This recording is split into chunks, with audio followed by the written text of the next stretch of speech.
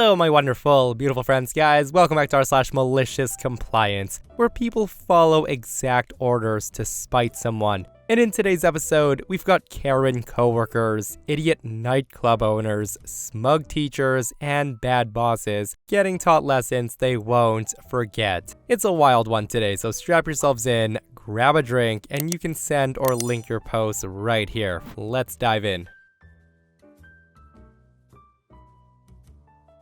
For some context, I'm a 20-something British-American male living in a very southern and undereducated part of the US. I've been here for a while now, and generally, when I tell people where I'm from, I get a little pushback because I don't really have a thick of an accent anymore. With that said, on to the story. I work in a small office, and we have a rolling line of temps that come and go. Most of them are barely high school graduates, or people with very little world experience. This is important for later. So one day, they bring us the usual parade of new hires around, and I do my introduction. I basically say, "Hi, I'm so-and-so. I'm one of the recruiters here at Company X. I'm married with 2 dogs, and I'm originally from the UK. Now, normally, this is a throwaway line that I use as an icebreaker, and normally it rolls right off. Until this one wonderfully young woman pipes up, the Karen of our post.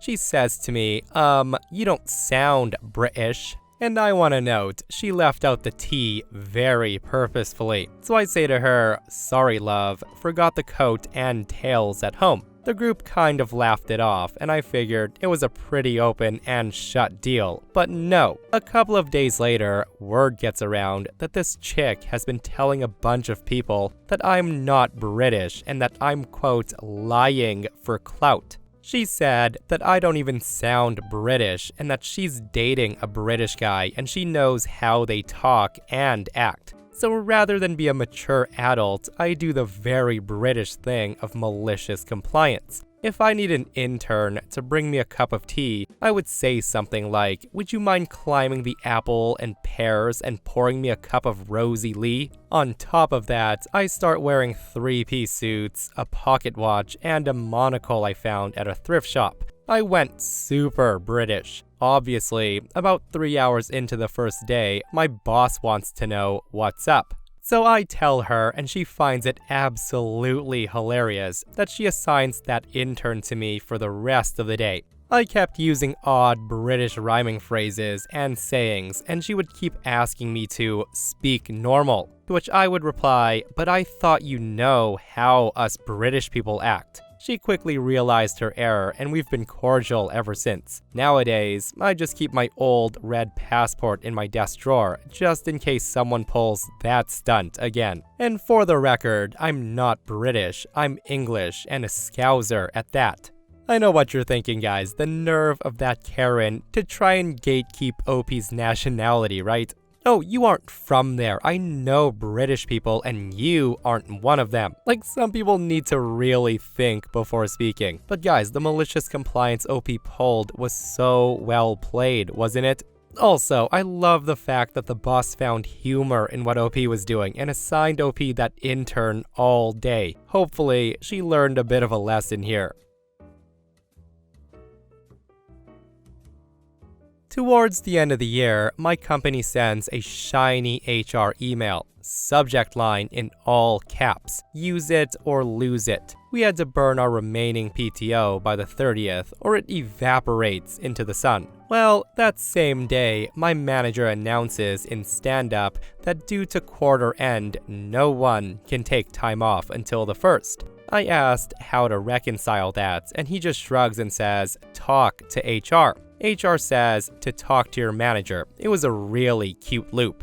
So I open the handbook because I'm a petty librarian when annoyed. Page number 14 has this little sentence that I never noticed. The sentence said, PTO requests that are not explicitly denied in writing within 48 business hours are considered approved. There is also a note that partial day PTO is allowed in 1-hour blocks. Thank you, legal team. So with that, I submit 10 separate requests. 2 hours every morning next week, 2 hours every afternoon the week after, and a random Friday 3 to 5 to watch a plumber. and 1 full day to visit my mom. I sent the request in our HR portal, which auto-emails the manager and CCs a shared mailbox that nobody watches. I then went back to my tasks and set reminders. 48 business hours pass, no denial. The portal changes each request to approved, green checkmark. So Monday comes, and at 9:58, I put a cheerful note in the team chat. I say, I'm heading out, see you at noon.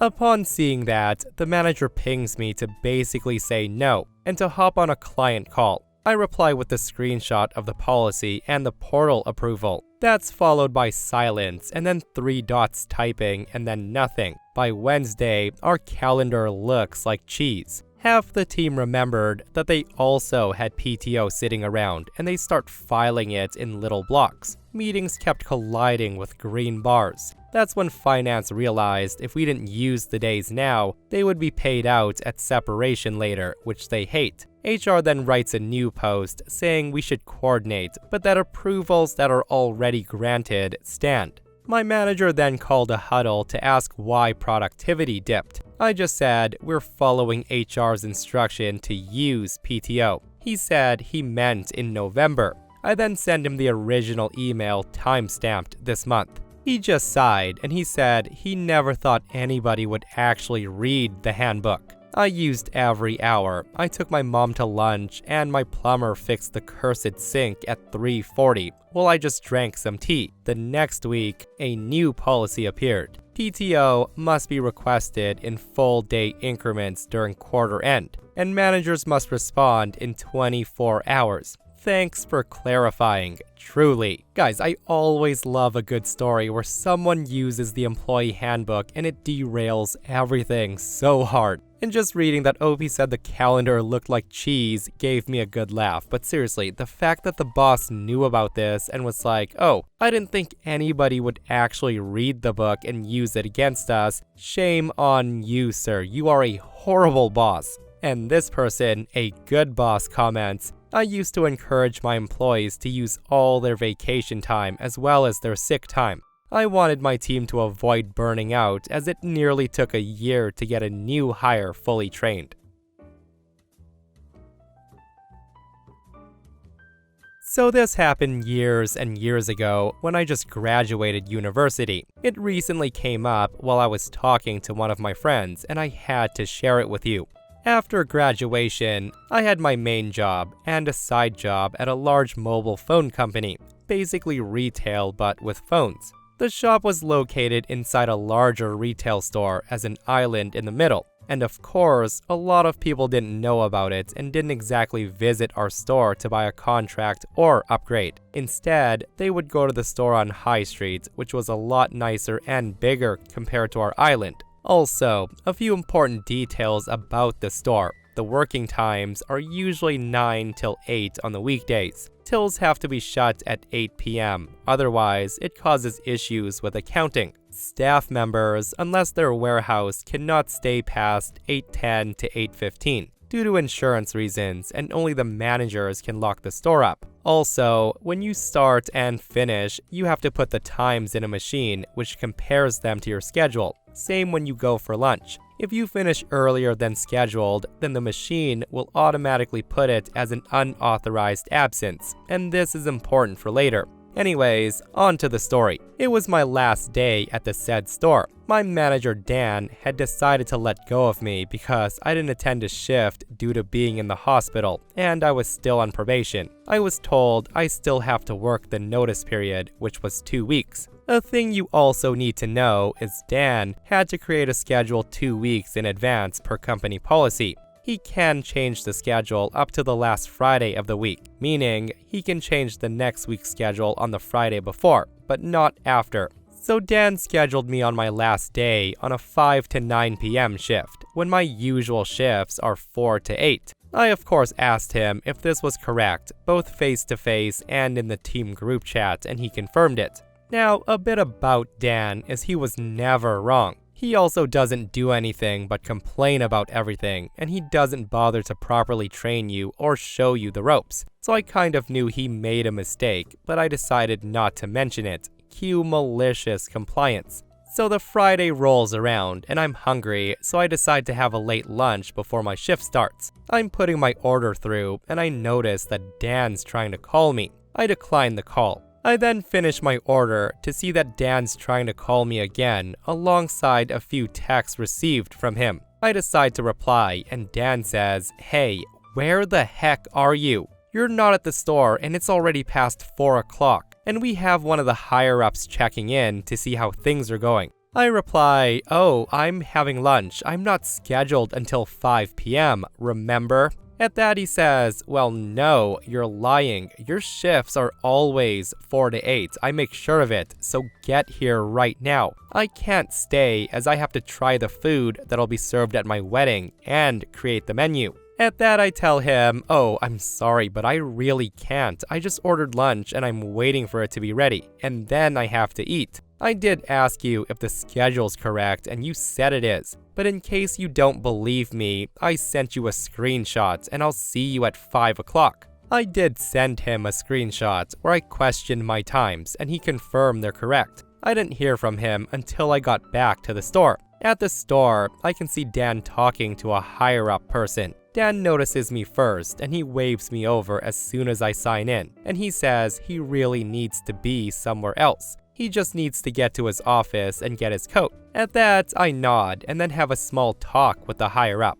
The higher-up says to me, "Oh, it was so nice of Dan to cover the start of your shift as you were having a family emergency. I hope you're doing okay." At that I say, "Family emergency? I'm not sure what you're talking about, but my shift had just started, as per the schedule." Hearing me say that, the higher-up's confused. He then asks to see the schedule, so I gladly show him the pictures that Dan's posted on the group chat. The higher-up then turns to me and another member of staff, and he asked if one of us is a team lead. If not, when did we start? After finding out that we're not team leaders and we started less than 12 weeks ago, the higher-up gets visibly angry. He stops Dan as he was on his way to leave, and he tells him that he can't leave the premises as it's against company policy to leave employees who haven't been with the company for 12 weeks unattended or to close up.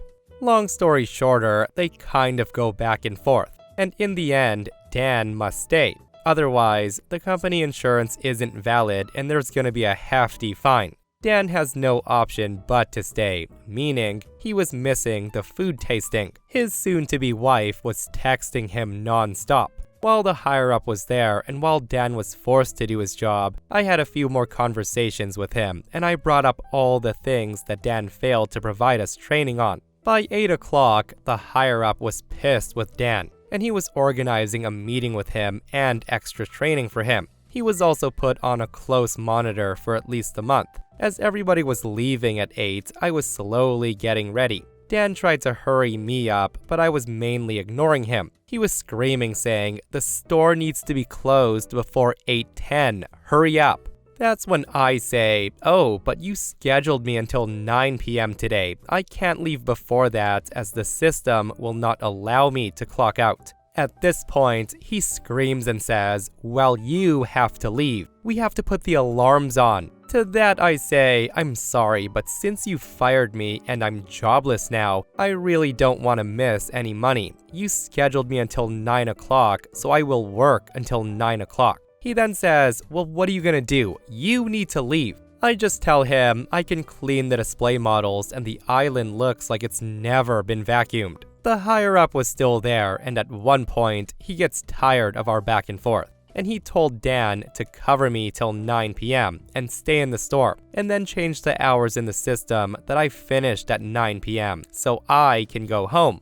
And the thing is, Dan tried to argue, but the higher-up pointed out that it was his mistake, and if something happens in the store, he'll be the one responsible, as he should have checked the scheduling beforehand. Dan has no choice but to follow the orders. From what I heard from one of my coworkers who I'm friends with, Dan left around 10 p.m. that day, as the system wouldn't allow him to log in. His soon-to-be wife also left him not long after. I don't know the reason why, but from what we saw from snooping around on Facebook, that she took the house and the dog since she never married him. I have heard that Dan now works as a personal growth coach, but not a very successful one either. Listen guys, I don't want to say that I feel sorry for Dan because that was a crazy fallout for a mistake like that. And I do get it, like if Dan wasn't such an a-hole of a boss, maybe workers wouldn't be so inclined to teach him a lesson, right? And that's the thing guys, always be kind to people because you never know when people will have their chance to get back at you, especially when you're a lazy, crappy boss. But yeah, let me know your thoughts, guys. If you were in this situation here, are you still gonna come in at the time you know you were supposed to be scheduled for? Or are you gonna pull what OP did and let the guy ruin himself and his marriage?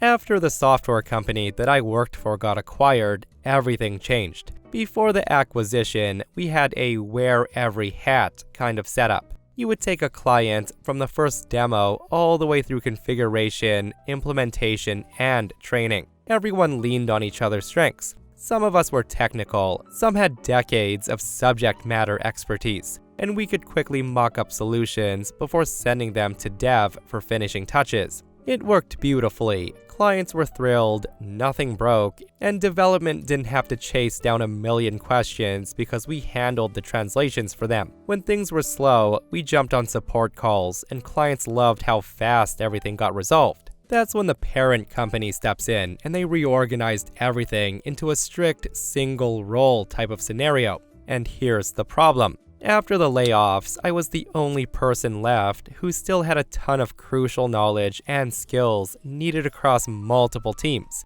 Overnight, I became involved with sales, product improvement, product evangelism, implementation, development, data conversion, and support. At first, it didn't seem too bad. The CEO asked politely when he needed help, and he picked up my bar tabs when traveling. He also tossed me an occasional day off. It felt like teamwork, like he appreciated the extra work. But gradually, every single department began demanding my time, and no one asked anymore. They just blocked out hours on my calendar without telling me. Meanwhile, development started refusing to take action unless somebody spoon-fed them every tiny detail. Clients weren't responding fast enough for me to finish tasks, but instead of reorganizing that, my boss acted like I was choosing to wait around. She wanted documentation about my documentation about the lack of progress. At this point, I was drowning, and yet somehow everything was my fault. The final straw was my employee review.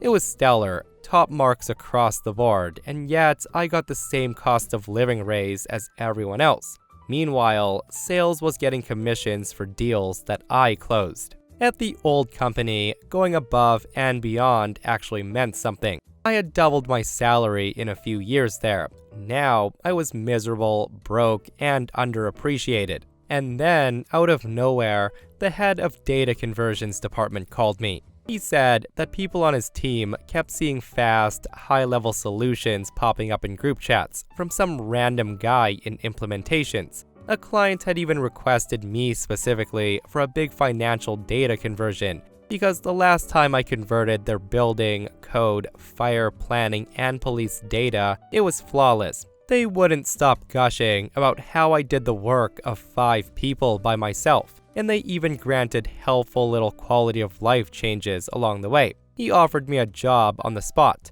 I said I would think about it, and he said I could even start part-time if I wanted. He also said that he saw all the BS I was dealing with and would get the other departments off my back. I liked him immediately. Right about then, my current boss barges into my office, having seen the phone call on our internal app, and she demanded to know why I was wasting time. She chewed me out on open orders, about documentation, about clients I couldn't force to respond faster. I tried again and again to explain the impossible workload, and that's when she cut me off and she snapped and said, "I'm done with your excuses. Just do your job and shut up."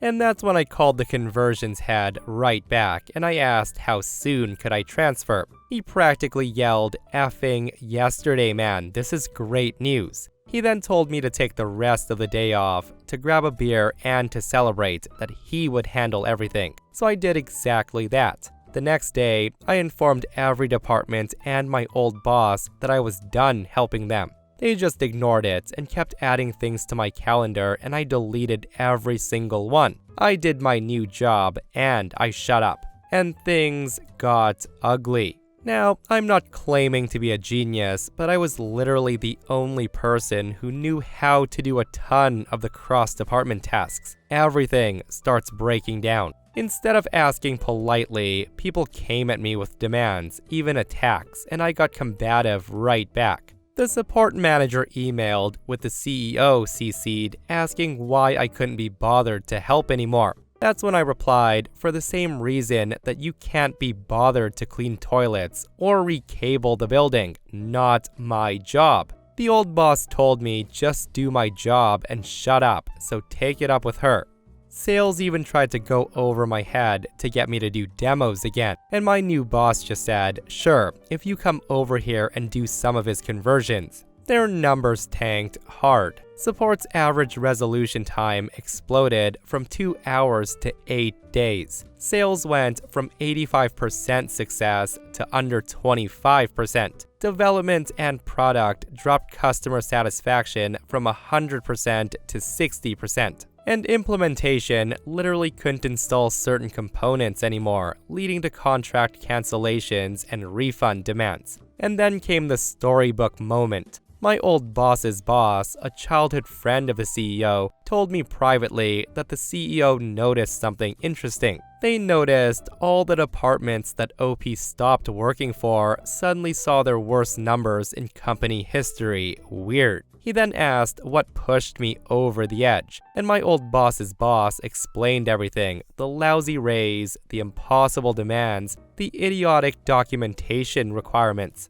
And the result is the CEO changed the raise system. From now on, raises are based on 1. Individual output, and 2. Department output. Anybody with negative performance numbers gets no raise. Some department heads quit outright, and others scrambled to change positions. Meanwhile, in my new department, I wrote several utilities that saved thousands of hours of manual work. Our metrics shot through the roof, and as my new boss put it best, we're driving this whole bus full of laughing asses straight to the bank. The new boss definitely sounds like a great guy to work for, and I especially loved his response to the sales guy's request for OP's time. With that said, I always love a story where the quote new guy takes over and ruins everything. Like, why in the world are they restructuring when all the metrics were looking fantastic before new management? Like, I will never understand the need to change things for the sake of, this is my house now, without looking around first. And guys, we all know the saying, right? If it ain't broken, don't fix it. Why don't some people learn?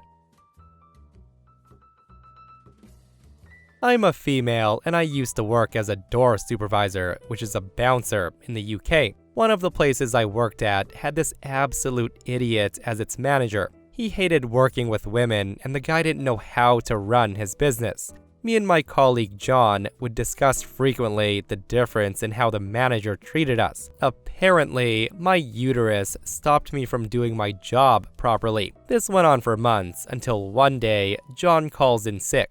The only person who was available to cover was Jill. Jill was lovely. She's had many years of experience behind her, and she was also the owner of the security company I worked for. At the start of our shift, Jill had arrived early, so I could show her around. The manager sees us, and he comes over, and before I could introduce Jill, he starts shouting saying, "I don't pay you to stand around talking like a bunch of old women. Get outside where you're supposed to be."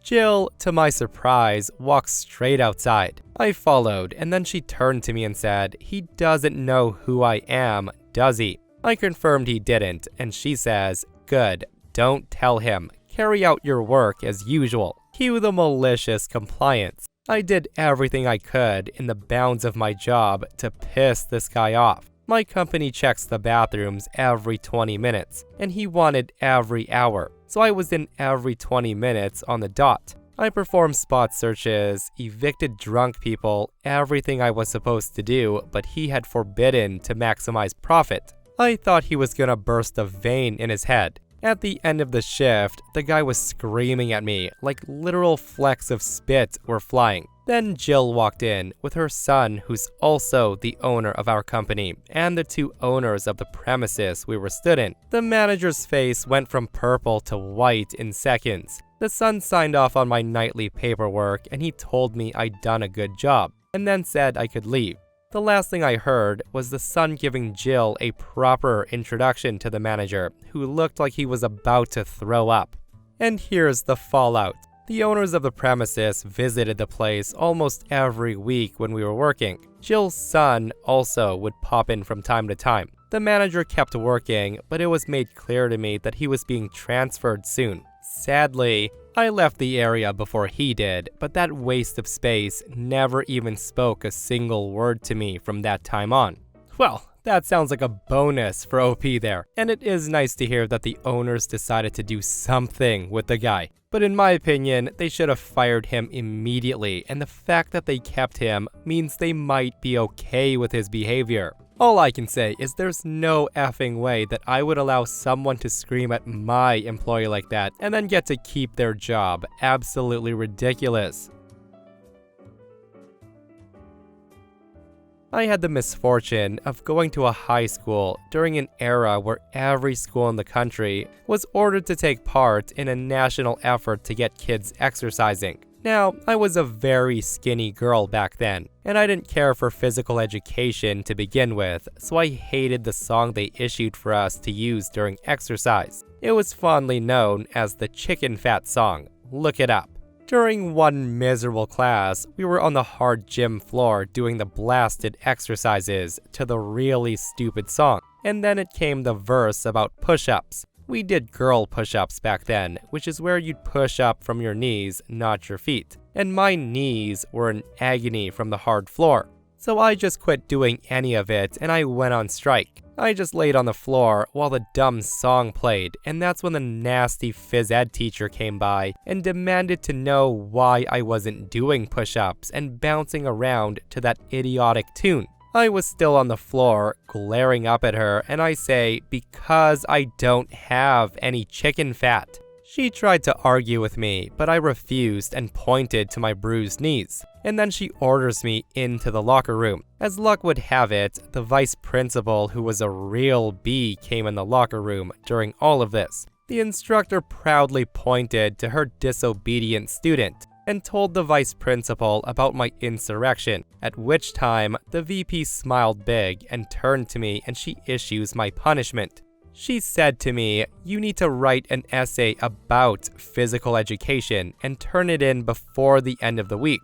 Her eyes even narrowed when she gave the orders and her smile widened. I just smiled back, even bigger than she smiled, and agreed. I then wrote a very detailed essay about what a waste of time phys ed classes were, especially if you factor in the time it took to change at the start of class, the limited amount of actual exercise time per person in team sports, which was less than 2 minutes as I recall, and the time to change out of gym clothes, shower, and get back to your regular clothes. I concluded with the reiteration that it was a waste of time, and I really wish I'd seen the reaction to the essay, but I was told I did a good job and I never heard another word about it. Oh, and by the way, I went on to become a journalist after high school. I've always loved writing, and I still write for various publications, and I still hate doing push-ups. Hey, the vice principal didn't say if Opie had to write an essay about phys ed being amazing, did they? Like, serious props to Opie for having the guts to do something like that. And this person comments, semi-related, but in middle school, if we didn't participate in gym class, we had to write an essay on a predetermined list of 6 to 7 sport-related things. I was a smartass, of course, and I took that list home, and I did so. I had 2 to 3 of those essays on me at any given time, and when I didn't feel like participating, I just grabbed one from my gym folder, handed it to the gym teacher, and waited in the adjoining hallway for gym to start. Some people are just too clever, I tell you. And that, my friends, brings us to another end of our /malicious_compliance. Guys, I hope you enjoyed today's stories. If you did, hit that thumbs up. And if you're not subscribed, consider subscribing so you don't miss these crazy stories. And if you missed the last episode on the channel, it's an r/entitled_people episode, where Opie tells a story about the time his wife became a super entitled Karen. Guys, go check it out if you haven't. And myself and Stevie Boy will see you guys in the next one. We love you.